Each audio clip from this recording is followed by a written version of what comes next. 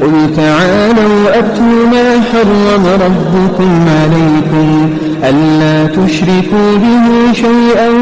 وبالوالدين إحسانا ولا تقتلوا أولادكم من إملاق نحن نرزقكم وإياهم ولا تقربوا الفواحش ما ظهر منها وما بطن ولا تقتلوا النفس التي حرم الله إلا بالحق ذلكم وصاكم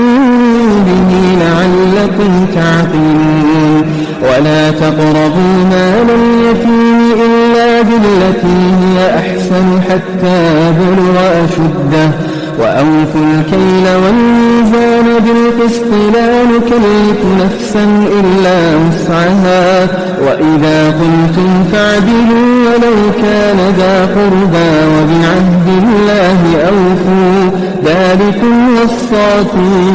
به لعلكم تذكرون وأن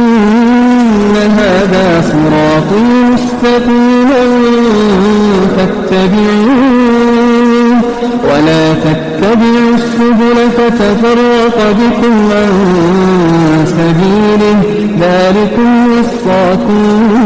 به لعلكم تتقون ثم آتينا موسى الكتاب تماما على الذي أحسن وتفصيلا لكل شيء وهدى